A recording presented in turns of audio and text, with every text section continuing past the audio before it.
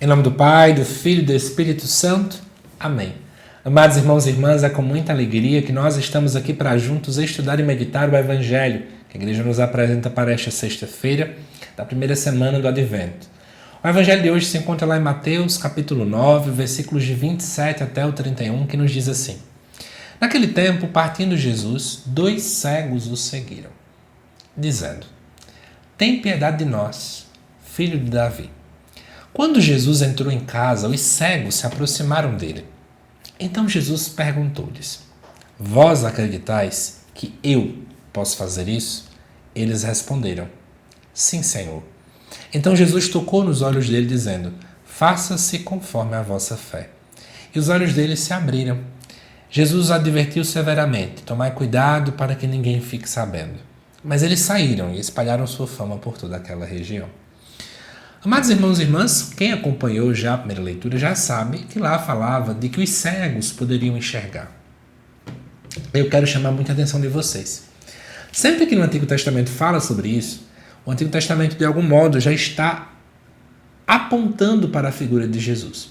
Então quando os evangelistas colocam Jesus curando alguém que está com cegueira, ele também de algum modo está mostrando, olha, Jesus está exatamente cumprindo aquilo que os profetas já estavam falando. E de fato é isso que Jesus faz facilmente aqui nos textos. E nesse contexto específico aparecem 2 cegos. Os cegos não têm nome. A única característica que o evangelista coloca neles é que eles não conseguem enxergar. E claro, essa cegueira, além de física, também pode refletir algum tipo de cegueira espiritual. Se olharmos bem, as lideranças políticas e religiosas daquele tempo também eram muito cegas. Elas viam Jesus com seus olhos físicos, mas não conseguiam perceber que Jesus era de fato o Messias. O que mais Jesus foi acusado era de ser possuído por Beelzebu e por aí vai. E esses cegos, os 2 cegos, começam a dizer: Tem piedade de nós, filho de Davi. Quando eles chamam Jesus de filho de Davi, tem uma coisa muito interessante que está acontecendo aqui. Davi foi um rei, e sobre ele tem uma promessa lá no livro de Samuel, dizendo que o seu reinado não teria fim, e de que de sua descendência viria alguém que viria reinar, e tananã, e tananã, e tananã. Então o que acontece? Quando esses 2 cegos chamam Jesus de filho de Davi, eles estão proclamando que aquela profecia que foi dita lá no livro de Samuel estava então a acontecer na figura de Jesus Cristo. Ou seja, eles estavam dizendo: Jesus, o teu reinado não tem fim. Jesus, é de ti que aquela profecia estava falando. É você que tem todo o poder. É você que tem toda a glória. É você que tem toda a honra. E aí olha que interessante, 2 cegos, que inclusive muitas pessoas interpretavam a cegueira ou qualquer outra deficiência como um castigo de Deus, como alguém que foi desonrado por Deus, agora nesse momento a gente está percebendo que aqueles que são desonrados, aqueles que foram excluídos pelo povo, aqueles que foram vistos como amaldiçoados, eram estes que mais tinham fé. Porque mesmo não vendo, eles ouviam. Eles escutaram provavelmente a palavra. Eles sabiam que promessas eram essas que estavam tendo. E eles permitiram com que aquilo que eles escutaram perpassasse o vosso coração. E aí Jesus, quando Jesus entra em casa, os cegos se aproximam. E a pergunta de Jesus é muito clara. Vocês acreditam de fato? Ou seja, vocês têm fé? E eles dizem que sim. O que Jesus estava querendo saber é se de fato eles tinham escutado com o coração. Quando nós deixamos com que a palavra adentre de fato, ela permeie nosso coração gerando fé. E aí Jesus fala e diz: que seja feito conforme a fé de vocês.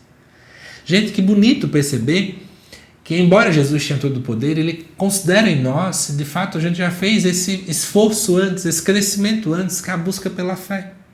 E agora, olhando junto à primeira leitura, vemos que em Jesus, aquilo que os profetas já falavam, de fato já começou a acontecer.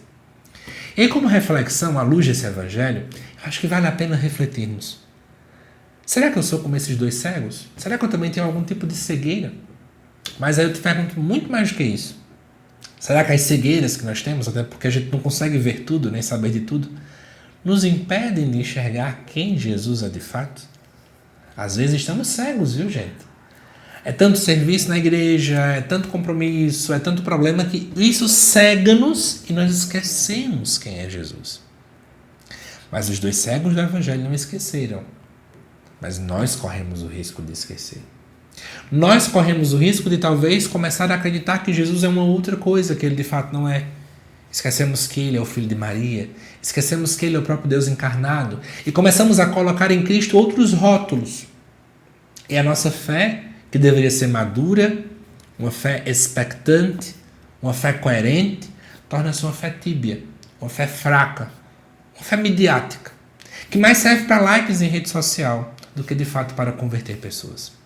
Eu acho que o texto de hoje nos convida a ser maduros o suficiente, ao ponto de muitas vezes nem sequer podermos ver a graça de Deus acontecer, mas deixarmos com que a palavra permeie de tal forma o nosso coração que mesmo sem ver já estejamos a acreditar. Foi isso que os 2 cegos do Evangelho fizeram. Que nós possamos ter uma fé madura dessa forma, amados irmãos e irmãs, porque eu tenho certeza que dessa forma nós de fato teremos experiências gigantescas com o nosso Senhor Jesus Cristo. Que Deus te abençoe, amado irmão e irmã, te aguardo nos próximos vídeos aqui do canal. Até mais.